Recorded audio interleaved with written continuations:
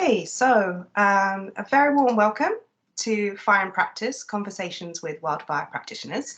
So for those of you who are new to the Centre, I'm Adriana Ford, so I'm the Centre Manager of Leavenham Centre for Wildfires, Environment and Society, and your host for today. So the Fire in Practice series brings to you speakers from across the world, and the aim is to explore the developments and challenges in the real world of landscape fire, and also reflecting on the role and opportunities of research in addressing the issues. So the programme of speakers can be found on our website, though please do note that it can be subject to change. So I'd like to give you a very, very warm welcome to our speaker today, Tercia Strydom. So Tercia has been working for South African National Park, SANParks, for more than a decade. She's currently employed as an abiotic scientist and based within Kruger National Park. Her research interests focus on abiotic drivers, such as fires, soils and hydrology, and how they interact and affect the broader ecosystem. So before I pass over to Tercia, just a quick little bit of housekeeping. Firstly, just note that the webinar is being recorded and we do hope to make it available online afterwards. Secondly, we have about 20 minutes for questions and discussions after the talk. So if you have any questions during the talk, please do pop it in the chat. We do encourage you to do that. Or you can save it till the end. You can also like or thumbs up particular questions in the chat if you want to promote them. You can use the raise hand option if you'd like to be unmuted to ask a question. Actually, I might just leave you as unmuted anyway, but during the talk, please do keep your microphones off. And when you do ask a question, please do turn on your camera and introduce yourself if you don't mind. That would be great. Thirdly, please bear in mind how long you're talking for to make sure others have a chance to speak as well. So finally, if you need it, you can utilize the live captions feature on Teams by clicking on the triple dots. Hopefully you can see that and turn on live captions. So that was just a quick bit of housekeeping. So without further ado, I'll pass you to Tercia for her talk titled Fire Management in a Large Conservation Area in South Africa. Thank you, Tercia. Hopefully you can share your screen. Cool. Thank you so much, Adriana. Let me just start it. Can you guys see that? Yes, perfect. Okay, cool. So yeah, thanks so much, Adriana, for the introduction and the opportunity to give this talk. So like she said, my name is Tercia Strydom. I'm the Abiotic Scientist based in Kruger National Park, working for South African National Parks. And I'll be talking a bit about fire management and research in Kruger. We're in quite a unique situation where we actually have the managers, the land managers on the ground that have to make decisions and use fires, and also have an in-house scientific services where we have the researchers and scientists based, and we actually have that opportunity to work together and to collaborate with regards to how we use fires and how we understand fires with the best available knowledge at the time. So we're talking a bit about fires in general and fires in Kruger and the ecological role that they play. But as well, I'll be then going into how we use fires as a management tool in the national park, how this has evolved over time based on the best available knowledge at the time and the resources, and how we got to where we are today with how we use fires. And then I'll talk a bit about the different reasons for why we burn in the park, and also a bit about the behind the scenes realities of fire management. So with regards to communications around fires, around the different sort of support we get from external parties like fire protection associations, etc. And then I'll end off with a bit about the fire research, and our research has always supported our understanding of how we use fires in this landscape. So yeah, so I hope you guys enjoy the talk. I'll try my best to stay within the time limit so that we leave some time for discussions. So yeah, I know I do tend to talk a bit fast when I get a bit excited. So Adriana, if I do, please let me know so that I can slow down a bit and everyone can follow, considering my accent as well. Okay, so when you think about fires globally, we know that it's quite an important and natural process all around the world. It burns on many or most of the continents around the world as well, and many biomes. We do also know that the effects of these fires are not only restricted to the landscapes on which they burn, right? They do have impacts on global emissions and climate, but there are also studies that have found that the impacts of these fires do have effects on other processes around the world. So if you look at some of the literature that has found that fires burning on the African continent is actually a substantial source of phosphorus in the Amazon, for example, and its effect that it has on production in that part of the world. And if we look at the recent mega fires in Australia in 2019 and 2020, we also found that that those fires ended up triggering widespread phytoplankton blooms in the Pacific Southern Ocean as well. So you see that these effects of the fires is not just restricted to the landscapes on which they burn. So if you look at Africa in relation to the world, Africa is often considered as the fire continent, right? And that's because majority of the global burnt area is actually on the African continent. What's also quite interesting to note is that not majority, but nearly half of that burnt area within Africa is attributed to what's considered these small fires, right? It's not these mega fires that you have in other parts of the world, but small fires that are smaller than just 100 hectares. So now I'm going to try to bring it back down into just South Africa. So just to orientate you guys, South Africa is the southern part of Africa. And it's estimated that roughly 70% of South Africa is actually in a fire-prone landscape. So whether you are in the, I'm not sure if you guys can see my cursor, but whether you guys are in the southwestern part of the country in the fynbos biome, which is a kind of the Mediterranean shrubland type of vegetation type, their fires are also very prevalent and a very regular occurrence in the landscape, whether it's in the savanna biome in the northern and the eastern parts of the country, whether it's the grasslands in the central, large parts of South Africa is in a fire-prone area. So with regards to Kruger National Park, which I will refer to as KNP throughout my presentation, it's situated in the savanna biome in the northeastern region of South Africa. It's approximately 2 million hectares. So the park is very big. It's, for a bit of perspective, it's similar to the size of Slovenia. So yeah, we are the size of a country.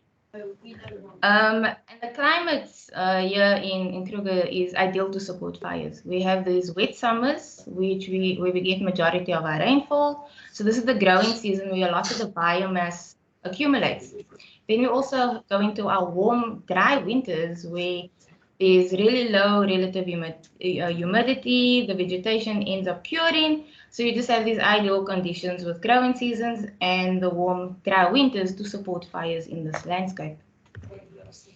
We do also know that the rainfall has a direct effect on area burnt in Kruger. There's been many studies on this. One particular one from the early 2000s basically linked the preceding 2 years mean rainfall and how much of Kruger burns, right? So a large proportion of what burns in Kruger is directly related to how much rain we had in the park. So we have, just for a bit of a visual perspective, to give you guys a bit of an idea of what this landscape looks like. When we have good rainfall years, so like the picture on the left, you can see that there's quite a lot of grass in years like that, right? So in years like that, you will have a fire go through the landscape. Herbivores cannot eat all the vegetation, so you have fires in years like that.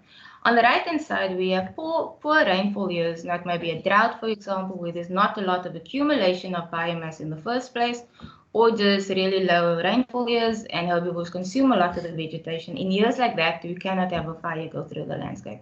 This particular photo on the right was taken during one of our most extreme droughts in 2015, 2016. And this was actually taken around December, which is pretty much part of our summer months. And normally the grass in this area will be knee-high. So yeah, so fires, as we know, cannot burn across mineral soil.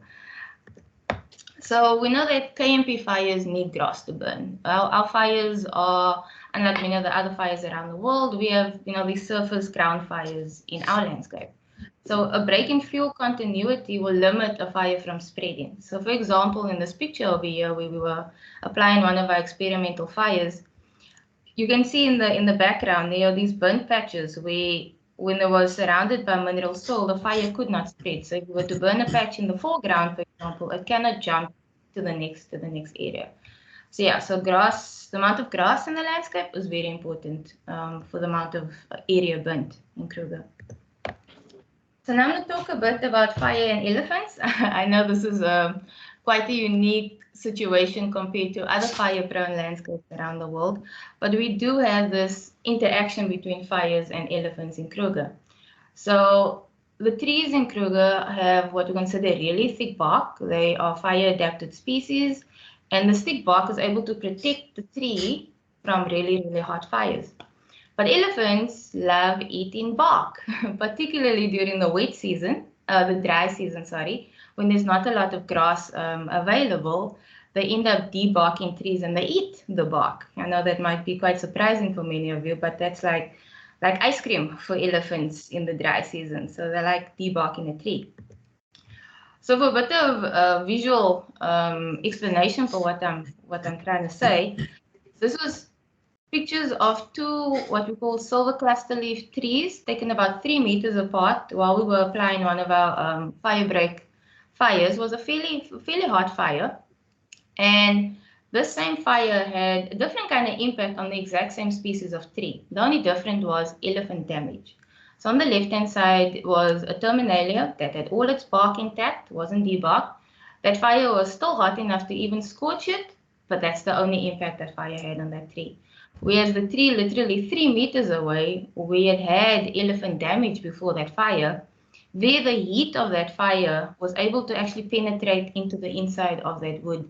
And while I was taking this photo, that wood was actually still smoldering and smoldering, right? So the thick bark acts like a protective layer around the trees to protect it against these fires. So once it's removed by debarking from an elephant, for example, the inner tree is then vulnerable to the heat of the fire. So for example, on the left, that's a marula tree. Elephants love marula trees.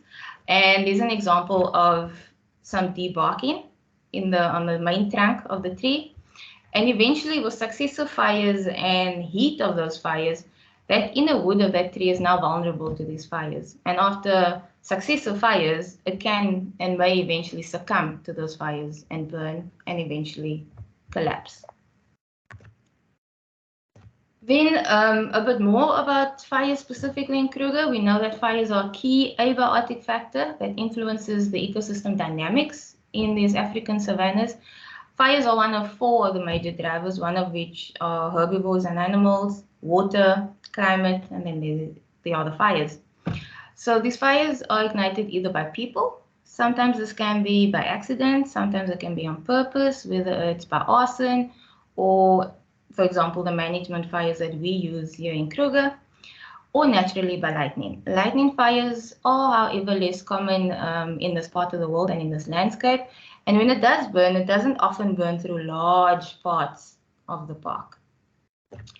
Just for a bit of perspective on how much of Kruger basically burns, on average for the last couple of years, we've had about 5% on average burning every year. That equates to 100,000 hectares. So that's quite a large area. 5% doesn't sound a lot, but in a 2 million hectare area, it's quite a bit, 100,000 hectares.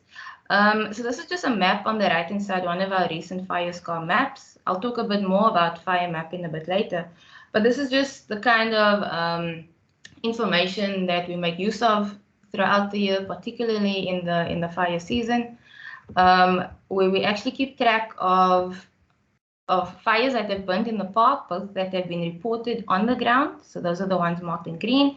And then the other ones are the ones that the satellites have detected, but they've not been validated by reports on the ground. So these are the kind of fire scar mapping that we do throughout the year. You will notice that, so Kruger is the green, the grayish shades, right? So on the left is what we call our associated private nature reserves on the western boundary of the park. They also do a lot of conservation, tourism, etc. So similar land use management on that part.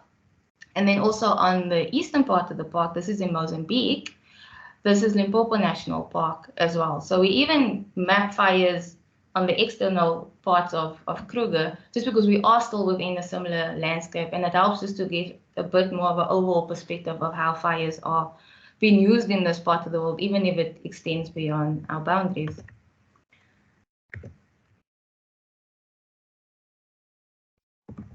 There we go. So just out of interest, due to really high fuel loads that we had last year, because we had really good rainfall the previous year, roughly 20% of Kruger actually burnt in this past fire season over the last year. So that's about 365,000 hectares, which is a large part of Kruger. But this was expected, this was anticipated, but it's quite interesting and just shows that, you know, you can really predict how much of Kruger will burn just purely based on the rainfall and this relationship between rainfall, biomass accumulation, and fire extent. So now I'm going to talk a bit about the evolution of Kruger's fire management policy. We have really gone through a number of adaptations along the way, and this was purely based on the best available knowledge at the time, the resources the park had, and I'll basically be reflecting on the last nearly 100 years of this adaptation that Kruger has gone through, and then what has been some of the problems that then emerged during that time that made us adapt and change the policy. So we start in 1926 when the park was first proclaimed. For the first 2 decades or so, it was a very relaxed, laid-back attitude towards fire management. And our first park warden, Stevenson Hamilton, he came from the military. And when he came to the park to be the first park warden and get into conservation, he placed a general ban on any deliberate burning in the park because he believed that fires had a detrimental impact on vegetation and wildlife. So keep in mind that this was also during the time when there were still people living in the park, and people have been using fires as part of their livelihoods for a very long time in this landscape. So when he came in, he placed a general ban. Nobody is allowed to be doing any sort of deliberate or prescribed burning whatsoever. Then roughly about 10 years later, we had a complete mind shift change where Stevenson Hamilton then suggested, you know what, maybe we should be burning the bush every second year to avoid this accumulation of moribund and to provide for green grazing. So within that 10-year period, he then realized when he was living and working in this landscape that regardless, you know, there's going to be fires in this landscape and you should rather be managing it appropriately so that you can avoid this accumulation of moribund, which is the dead, dry material. And also he realized that herbivores love and congregate on recently burnt areas. So this landscape is generally not that rich in nitrogen and phosphorus, etc. But once a fire goes through the landscape, as the grasses and vegetation starts recovering, they're really high in these nutrients that herbivores then want. So they end up, you know, moving along as fires have been burning through the landscape, and they end up just congregating on recently burnt parts of the park. I think it's quite interesting to note that hand-drawn map on the right over there in the 40s. And this just showed that even though there was very rudimentary materials and techniques available at the time, they still considered it very important to map fires, even if it was hand-drawn maps on an annual basis, just to keep track of fires in the park. So yeah, so with regards to that kind of fire management approach for those 2 decades, it was really impossible to implement. One, initially in the 20s, when he wanted to ban fires, there were still people living in the park. And then again, like a decade later, when he wanted to have it burnt every second year, they still did not have the kind of resources available to have such a management strategy in a 2 million hectare area. So then, mindshift change, we then went into a new fire management strategy at the time, which we considered the fire protection era. So this coincided with a time where there was a declaration on the Soil Conservation Act in 1946. This was a national policy across the country. And South Africa at the time was trying to build the agricultural sector. And there was this perceived negative effect that fire has on grazing and soil erosion and ultimately land degradation. So in order to secure the agricultural sector in the country, they then put in this act that then prohibited any prescribed burning across the country. This also coincided with a new park warden that we had in the 1950s. And he also, like Stevenson Hamilton, came from a military background, and then was a park warden and got into conservation. So this is just a quote that he was minuted in 1950 that says, "I am convinced that the past policy of burning has caused a change for the worse in our vegetation, and that this change has had a profound influence on the distribution and breeding rate of wildlife in the park. Deliberate burning in an area which must be kept natural must cause an upset to any natural balance, right? So that was his perspective on the effect that fires were having in this landscape, and that he saw it as a very detrimental driver in this landscape. So obviously, this, as well as with the Soil Conservation Act at the time, we then had this fire protection area where fires were banned completely in the park.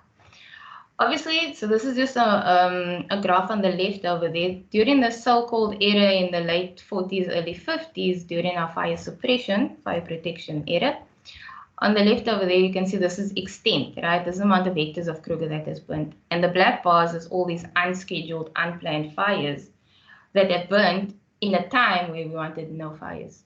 And as you can see, we're still having fires on an annual basis. And in one year particularly, in 1953, roughly 900,000 hectares of Kruger was still burning at the time when they wanted no fires. This is about almost half of the national park. So yeah, so obviously some of the problems that emerged during that fire policy was the fact that there was only 8 ranges in the whole of Kruger National Park, which was then responsible for 250,000 hectares each, which you can imagine is quite impractical to manage. So of course, it was nearly impossible to implement such a no fire policy in the park. And on an annual basis, roughly 20% of Kruger was still burning during the so-called no fire policy era. So of course, what then needed to be considered is the role of humans and fires in this landscape, right? So we know that anthropogenic fires have been used in Africa for more than 1 million years. In Southern Africa in particular, humans, oh, there we go. Can you guys still hear me? Yes, I can hear you. Yeah. I got a notification of bad connectivity, so I was a bit worried about that. No, it's all good so far. Okay, cool. And then in Southern Africa, it's been found that humans have been using fires to manipulate the environment for roughly 55,000 hectares, 55,000 years. So these would have been for agricultural purposes, whether it's to clear the land for agriculture, to cycle nutrients, because people would have understand that feedback between burning, regeneration of vegetation, and the high nutrient content of this regrowth. And then also it's even been found or estimated that they would have used fires even to control herbivore movements to facilitate easy hunting of wildlife.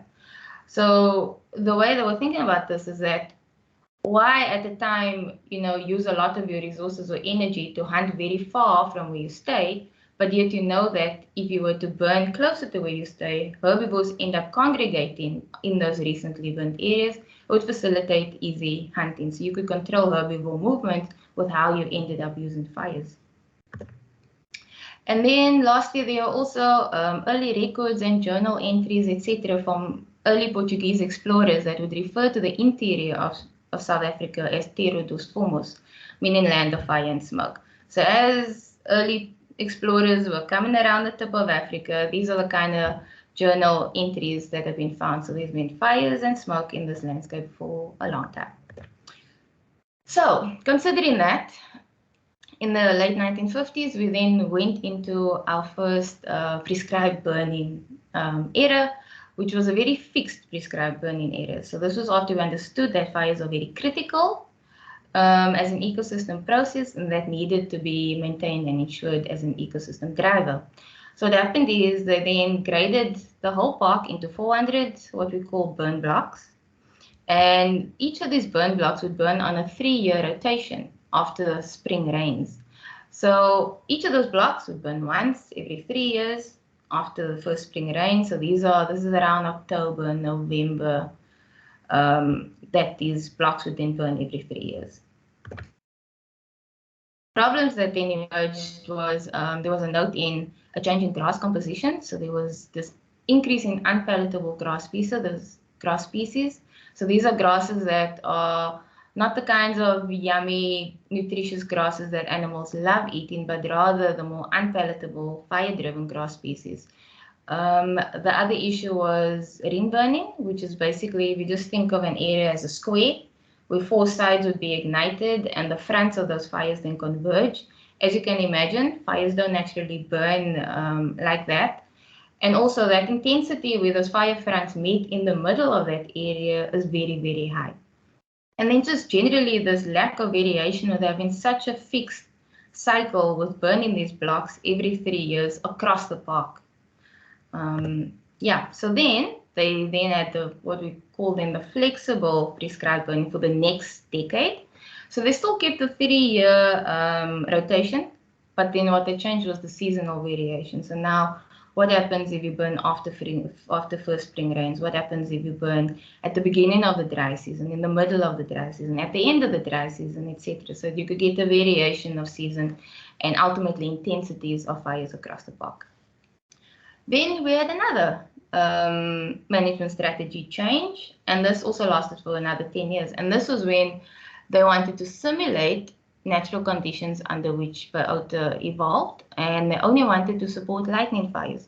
So all other ignition sources of fires was to be suppressed and extinguished, but if there was lightning fires, those would be the ones that would be allowed to burn in the park. So if we look at this one study that was done where they actually looked at how much of Kruger was burning because of lightning fires and how much of Kruger was actually burning because of all other fires, you can actually see that in most of those years during the decades, except in 95 and 1996, majority of Kruger was burning because of all other ignition sources and not just lightning. So if you look at this global map, this is current work that's been done by Sander Verhavenbeke in the Netherlands.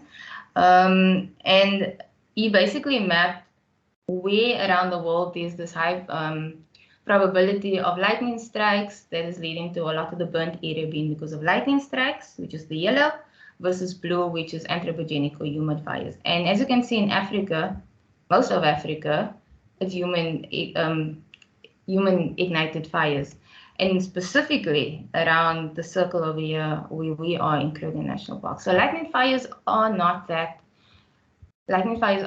prevalent in this part of the landscape, right? People have always been an ignition source, and it should be an ignition source that we should consider natural as well and manage for. So then we had a new shift again in our management in 2001. And this lasted for about 12 years, where we had what we considered an integrated fire management policy.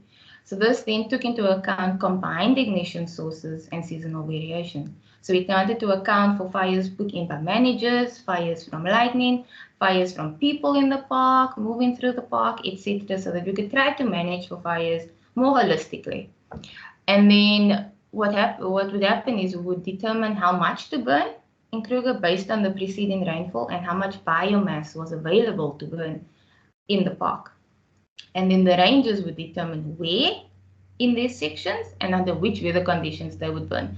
So it was a lot more flexible considering those 3-year rotation that we had in the previous decades, and also that really strict only after spring rains season window that people could then burn in. So now we allowed for a lot more different weather conditions that we knew would also have different effects on the intensities of fires across the park. Then in 2013, it was updated again. So it was still a very integrated approach that took into account all kinds of ignition sources in the landscape. Amount to burn is then calculated based on the preceding 2 years rainfall, based on that relationship between rainfall, biomass accumulation, and fire extent relationship that I showed in the beginning of the presentation. And then they also designed what is called fire management zones. Right? So the whole of Kruger does not have this one blanket approach to how we use fires, but there's certain areas where there's a certain kind of fire regime that we want to promote to achieve certain ecological objectives. And then the rangers would determine where in that fire management zone he or she would burn. And then just out of interest, there was another update in 2019 where we still have the integrated approach, we still have the fire management zones, but there were some new advancements that we then put into the policy. So the one was upgrading to Sentinel satellite imagery. We know that motors has been, the workhorse of, of fire detections around the world.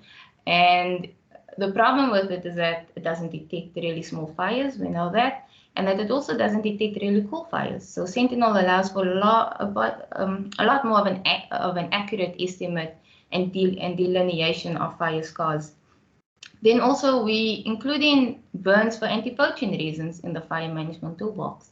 So one might not think of fires and anti-poaching reasons as something that would be related, but there is ways, because you know that herbivores end up following how fires are burnt in the landscape. This is also things that you need to consider with regards to anti-poaching reasons and how you control the way animals use your landscape. And then lastly, also to consider fire-elephant interactions. As we mentioned earlier, this is a well-studied interaction in this landscape. We know that fires and elephants, the role that they play in this landscape. So this time we wanted to include it into the fire management policy so that we can, end up making sure that the fire management policy and the elephant management policy is complementary. The kinds of things we are working towards. So with regards to the fire management policy and those fire management zones, the way they designed those fire management zones took into account three things. On the one hand was the distribution and variation in rainfall across the park. So the southwestern part of the park is a high rainfall area, and it's around 705 mils per annum, and it decreases as you head north to around 400 and something mils a year. Then with regards to the geological substrate and obviously the soil variation that you get because of the differences in the geologies, they took that into account as well. And then looking at about more than 60 years worth of fire records. So remember, I showed you some of those old maps from the 40s already, where fires have been mapped in the park for a long time. And they looked at where have fires historically been burning a lot, where have fires historically not been burning a lot, etc. And they overlaid those three layers to come up with these fire management zones. So if you look at, I see I'm already on 48 minutes. So if you look at the zone in the bottom left here, our ecological objective is that we want to, we think that historically we've been burning too little and too cool in this part of the park, and our ecological concern here is grazing quality and also bush encroachment. So here we want to increase fire frequency and intensity. Then if you look on the blue parts on the eastern bit over here, our ecological concern is also grazing quality, it's loss of tall trees, and then we think historically we've been burning too much and too hot. So here we want to reduce fire frequency and intensity. Then there's some parts of the park like the yellow, which historically doesn't get a lot of fires. So there's no active management fires that get used in this part of the park, except for management fires to protect infrastructure and camps, etc. And if there's lightning fires in this part of the landscape, we allow it to burn to its fullest extent, as long as there's no threat to property or lives, for example. Now just a bit of the loop as to what basically goes into fire management on an average year in Kruger. So roughly around April, we will start with calculating fire targets, because now this is the time of the year where we're heading into the dry season. So we're heading into the fire season now. And we will calculate these targets based on the 2 years mean preceding rainfall, right? So various parts of the park, Kruger's 2 million hectares divided up into 22 sections, and there are up to 22, 23 rainfall stations. And we use that to calculate where in the park there's been an accumulation of biomass, and we estimate how much fuel is available to be burnt. And then the rangers are advised or given targets to say, oh, okay, in Pretoria Scope, you have so many thousand hectares to burn this year. Satari, you have so many thousand hectares to burn. Pafuri, you have so many thousand hectares to burn. So these are just some of the sections I'm naming in the park, but that's roughly how these things are advised. And then the rangers would then apply their prescribed burns throughout the year, right? Some of them would do, many of them would do a lot of the early season fires, etc., break up the fuel, limit the risk of hectic wildfires later into the dry season, etc. So that entire year fires get applied, and while they've also been applied, they've been reported on. So each and every fire that burns in Kruger, there's a fire report that gets completed. I'll show you an example of that now. And then the fires get mapped as well using the satellite detections. So it's quite important that the fire map, that the fire reports are submitted, because that's what we use to validate a lot of the detections. Because we know, especially with murders, sometimes a fire would be detected and it isn't really there, or sometimes there is a fire and it's not detected. So the fire reports really help with validating these satellite detections.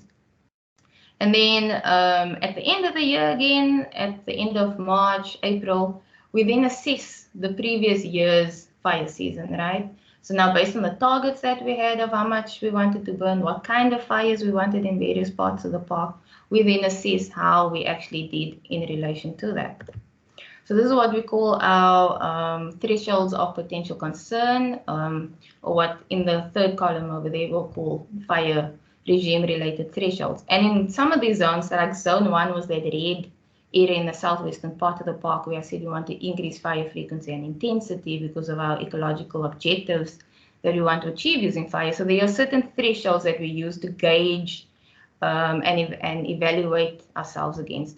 So for example, fire should burn in at least an area equal to what is predicted, right? So if we predicted to burn 20,000 hectares in the zone, we should burn at least 20,000 hectares or more, because that's what we want to do. We want to increase fire frequency and intensity. And with regards to intensity, where we want to promote higher intensity fires, here at least 15% of that area should burn in high or very high intensity fires.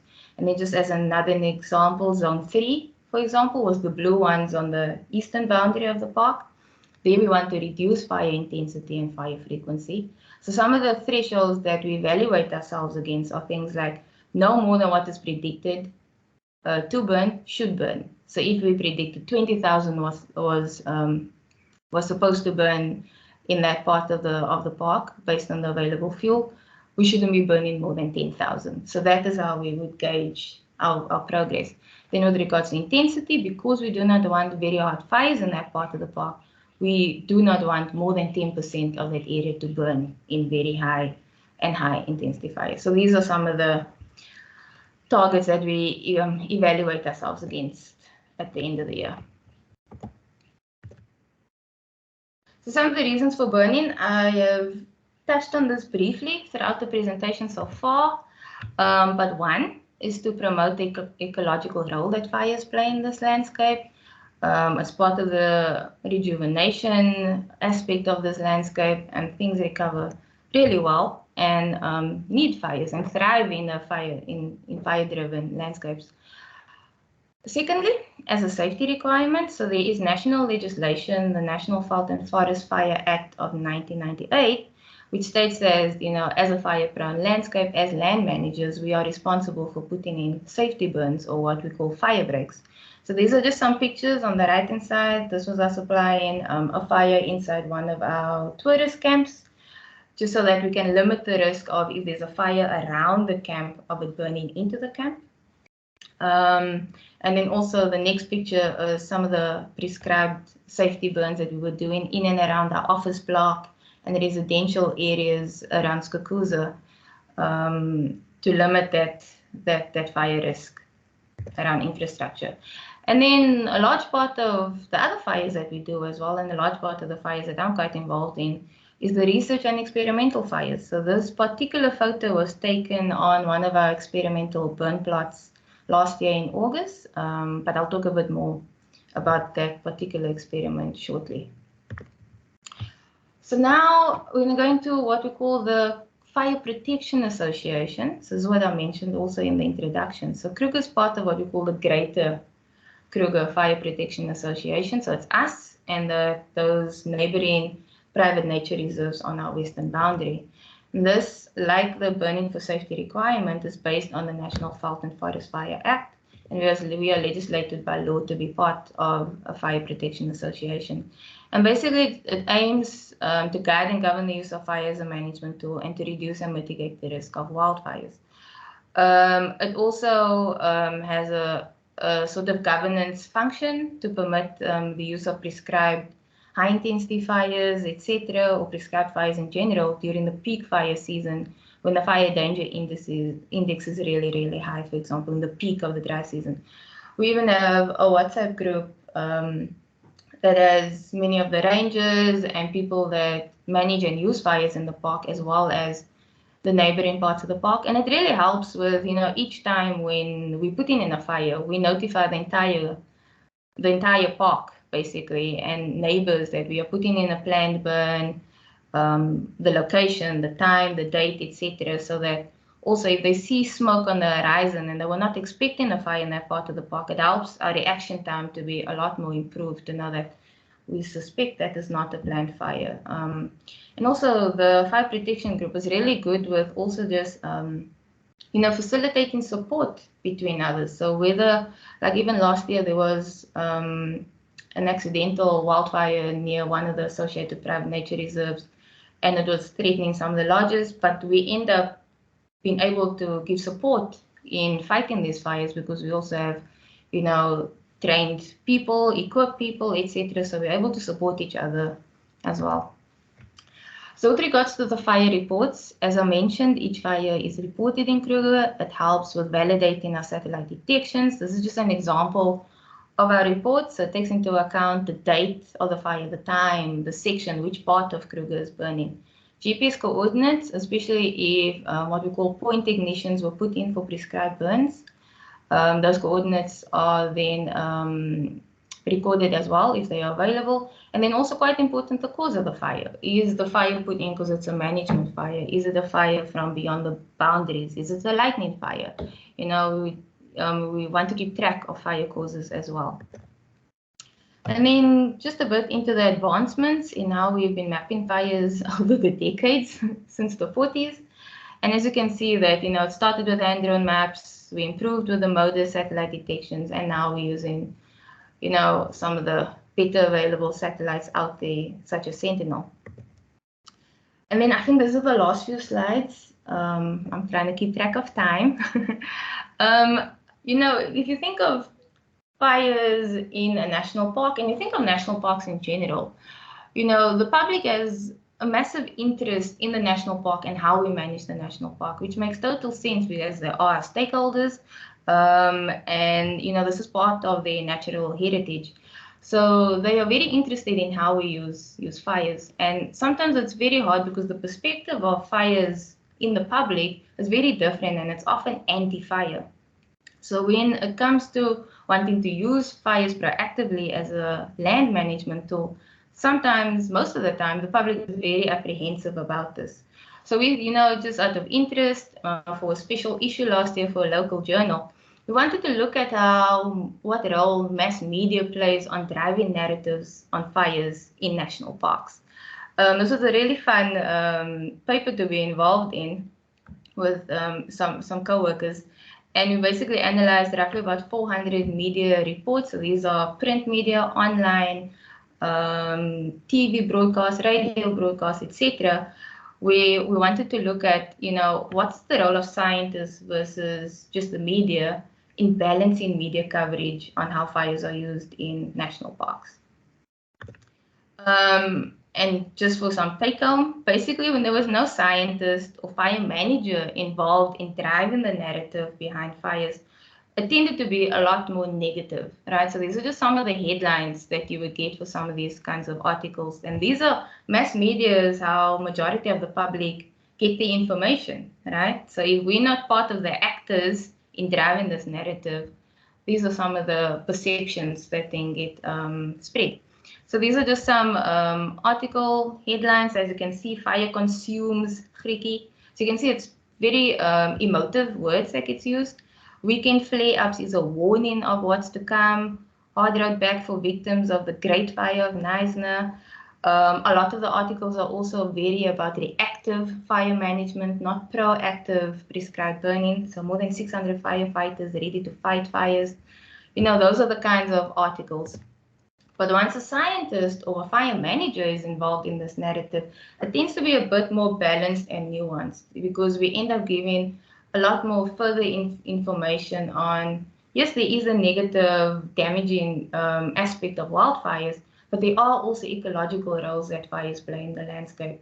And, we try to run on some of those ecological aspects of fires to the public. So we end up talking about controlled burns to rejuvenate the Cape's fynbos, what we can learn from the main drivers of fires. We bring in aspects about invasive vegetation and the impact they play on fire regimes as well. So these are, some of the balanced, nuanced perspectives that we end up giving if us as scientists or fire managers are involved. So yeah, so most of the times when there's no scientists, it tends to be seen as a foe. Fire is seen as a foe.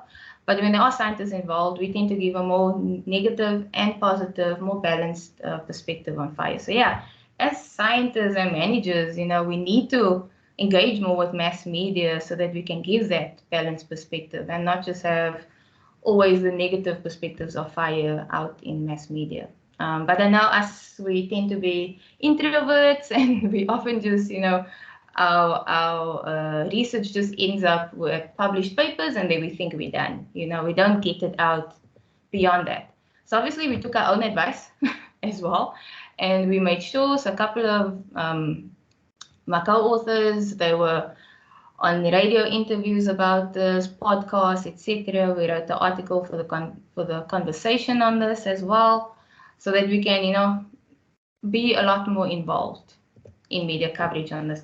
Then lastly, running out of time almost. Lastly, I just need to talk a bit about the experimental burn plots. So these are, the way we understand fires in this landscape and the way we use fires as a management tool has a lot to do with the fact that we have a long and rich history of fire-related research in Kruger. We wouldn't be able to get to this level of understanding if it wasn't for this kind of research. So the experimental burn plots is one of the pride and joys of fire research in Kruger National Park. So it's a long-term fire and herbivory experiment because it's not unfenced to animals, and was initiated in 1954. So it's nearly 70 years old. Right, in 2 years' time, it will be its 70th birthday. And it was initially aimed at the time to investigate the influence of different fire frequencies and seasons on 4 of the major vegetation types. You can see it's scattered across the park, so it's across a rainfall gradient, it's across a geological gradient. And these are just 2 images to just give you a bit of perspective on one plot that burns annually every year in August. It's a lot more open, grasses are a lot shorter. But in the area where fire has been kept out for many decades, grasses are longer, there's a lot more shrubs, etc. So vegetation, just visually, you can see it's quite stark, the difference. So obviously, science replicated 16 times across the park. There's a total of 208 of these burn plots. They're roughly 7 hectares each, so that's about 350 by 150 meters. So they're fairly big, and they have varying fire frequencies and seasons. So I'm just going to zoom in quickly to the bottom left set of these burn plots around Pretoria's Corps, so those 4 strings. Particularly zoom in into Shabeni, so you can get a bit more of a zoomed in perspective. And this is just how one of these 16 replicates look.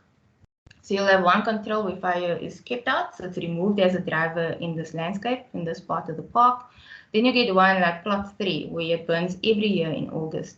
Then you get one where it burns every 2 years in August. So the same time of the year, same season, but now the difference is the frequency in which it burned, right?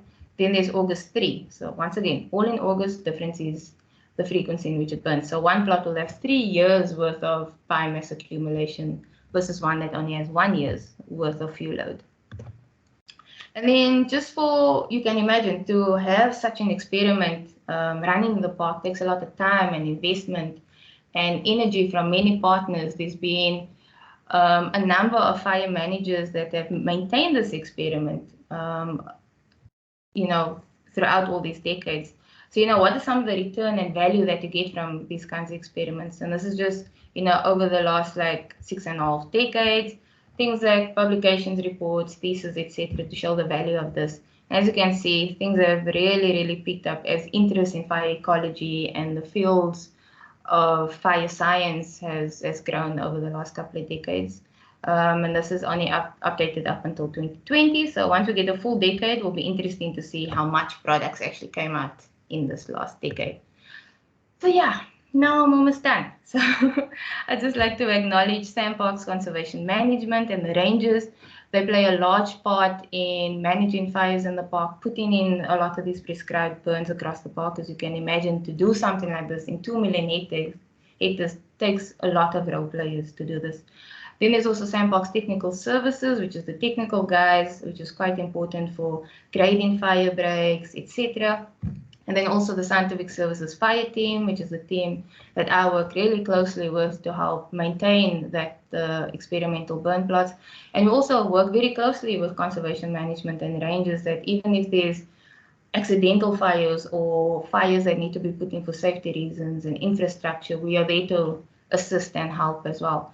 So yeah, we have, like I said, a long history of fire research, but we will never know everything, and we cannot do everything all by ourselves.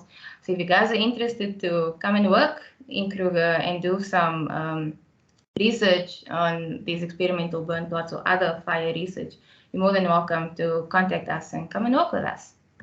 Thank you. Wonderful. Thank you so much, Tercia. That was a brilliant presentation. And it's just absolutely fascinating to follow that journey from the beginning, all the way different policies and approaches and what you're doing now. I've learned so much. So thank you. We've got about 8 minutes now for some questions from the audience. So I know we've got a couple of comments in the chat, so we could start with that perhaps and give others just a little time to think about if they've got any questions for you. So okay. Yeah, the first one we got is Ramesh. So he's asking, is there any impacts on soil carbon and vegetation carbon due to long-term prescribed burning in Kruger? Yeah, so this is, when you put a talk like this together, you always think, what are all the possible aspects that we can cover? And it's really, really hard. And I knew that the soil carbon is one of those aspects. So as we mentioned earlier, like soils is also one of the fields that I'm really interested in. So we've been working quite a bit on how fires impact soils, not only carbon and other nutrients, but hydrology as well. And basically, if you think of literature from other parts around the world on how fires are affecting soil carbon there, those fires burn very differently, right? So if you think of the fires in your pine areas, your Mediterranean areas of Europe, for example, there it's actually been found that the fires are hot enough to actually consume that organic layer in the soils in those parts of the world, right? But in our landscape, our fires are so fast moving, they are surface grass fires, that the heat of those fires do not actually penetrate into the soils to actively consume the carbon in the soils while the fire is burning. However, if you look at like the experimental burn plots that I spoke about, where fires have been excluded for decades, right? So it's a very unnatural scenario. It takes a lot of management to keep fires out of such a tiny 7-hectare area.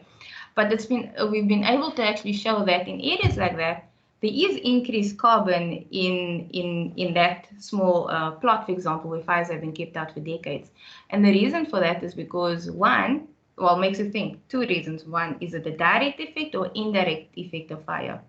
As I mentioned earlier, it's not the direct effect of the active heating of the fire consuming the carbon in the soil as it burns, because we know soils are poor conductor of heat. It doesn't easily heat up, but it's rather the indirect effect of fires, right? So when you keep fires out of a landscape, that biomass accumulation happens over 70 years, right? So that kind of carbon input has a greater effect. Also, the carbon has been found to congregate under trees. So whenever increase in woody biomass, that carbon just below the tree canopies is really, really high in carbon, but that's an unnatural situation. There was a recent publication by Yang Zhou in Nature, which was actually done on the experimental burn plots. It actually found that, considering frequent burning, there's actually not that much below ground carbon that actually gets stored, right? So there's this whole perception around the world that we need to decrease burning to save and store more carbon in the landscape. So it was quite interesting. I'll type it in the comments over here and give you the reference to actually show that they quantified that even if you burn frequently, it is fine. It is all fine. Yeah. Oh, thank you. Ramesh, did that answer your question? Yes, a little thumbs up there. Thanks very much. Another comment in the chat. So Abby, she had to leave earlier. So she said, thank you, Tercia, for this extremely interesting talk. I have to dash now. Look forward to catching up on the rest of the presentation. Yeah, she just wants to be able to chat to you later on. So yeah, Abby's doing some work in East Africa. So yeah, I'll put you in touch. So over to the other in the audience. I can't see any hands up. Has anyone got any comments and questions? Emma. Hi. Yeah, thanks. That was really interesting. I was just wondering whether I missed this, but so you mentioned the satellite data sets. How do you use those do they kind of inform the management? And also, do you use any like local traditional ecological knowledge to inform the burning as well? Yeah. So with regards to the satellite detections, they are very important. So as I mentioned at the beginning of the fire season, around like April, May, where we calculate these targets. So we throughout on a monthly basis will then use the satellite detections to map how much of Kruger has burnt in relation to that target. So if you are in a section of Kruger and you are allocated 20,000 hectares to burn, we can keep track on a monthly basis. Okay, so far you burned for 5,000.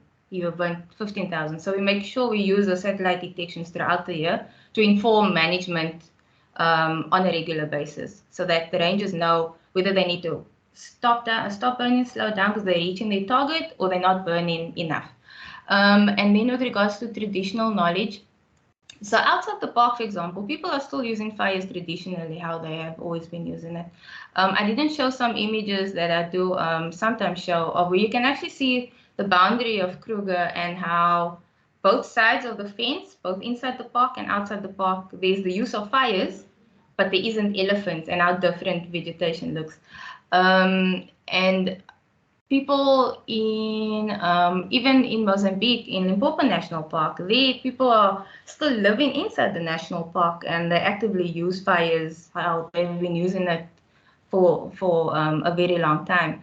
So we try to simulate the presence of humans in this landscape and how they have been historically using fires in this part of the world, because we know that these savannas have co-evolved with fires in it and people in it, and how people have been using fires yeah, historically. Great, thanks. Thanks for your question, Emma. Okay, I see in the chat we have Martin says hello. What do you think is the biggest challenge for fire management now in Kruger?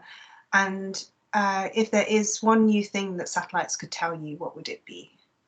Oh, that is such a cool question. I don't know if we have enough time. That feels almost like a beauty pageant question. If I could tell you, what would it be? So one of the biggest challenges I think with fire management now, I don't know if it's really a challenge, but it's just something that is completely something that one would never think of or predict, is fires and anti-poaching. Actually, I think when one thinks of fire management, you do not consider anti-poaching as something that one would need to consider when burning, right? And as I mentioned, so if you think of just rhinos, for example, rhinos would be one of those herbivores that will also move with how fires are burning in the landscape. So when we would, for example, burn fire breaks in the park, you would think strategically about how you're going to put fires on the boundary where you do not want such a species to be congregating on the boundary of your park, right? Because it makes it really difficult to patrol and protect them. So those are some very different perspectives of fire management that is quite challenging and new and different.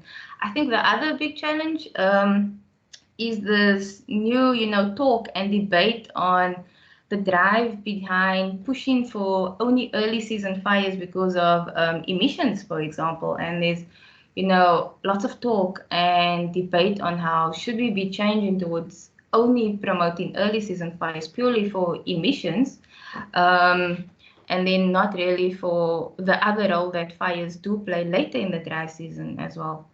And then the other new thing about satellites, yeah, I guess would be the kind of detections that we're getting from cooler fires. I know, Martin, you are really working on this and fire radiative power, etc. And it's always a pleasure to work with you. But yeah, you know, just the really small cooler fires. If we can get a really accurate grip on that, I think that's great. Sentinel is getting us there. The only limitation is that Sentinel is not regular enough. You know, it doesn't rotate regularly enough as compared to MODIS, for example. So when it comes to monitoring fires, and you know, Kruger can be very cloudy. So if the Sentinel overpass happens when it's a very cloudy day, you kind of now need to wait until the next round of detections have been made. So it's just not, you know, as regular enough as MODIS is. So, you know, currently we're using both actually for those reasons. We're using MODIS and Sentinel at the same time, just because each one has its various pros and cons. Thanks, Tercia. We're out of time, but I do have one which should be quite quick from David. He was just wondering, are the data produced in the experimental plots publicly available? Yeah, so with regards to data on experimental burn plots, we as SANParks and scientific services, we are really pro research and facilitating research. So we do have a process where people can approach us, register projects, etc. And then we then evaluate these projects, and we are able to then share the data once these projects are officially registered with us as South African National Parks. This ensures that it's a collaborative process, and that the research that has been done, we end up learning from that process as well, you know, so we can help solicit and help design certain questions that we need answers to. But yeah, once a project is registered, we are able to share that data with you. So yeah, you can just approach us. I think I'll put my email address in the chat as well, both for David and for the previous question as well. Wonderful. Thank you. Sadly, we are actually out of time, which is a shame because I think there's so much more to discuss. I'd love to hear more about the anti-poaching, but we are after 5 o'clock now. So I just want to say thank you again for a fantastic presentation. I think we've all really enjoyed it. It's been really enlightening, actually. So and for your time. And yeah, thank you to everyone. You know, keep an eye on the website and Twitter for our next Fire and Practice webinar, which will be in a couple of months' time. So thank you, everyone. Have a good evening. Thanks, Adriana. Thanks, everyone. Bye. Bye.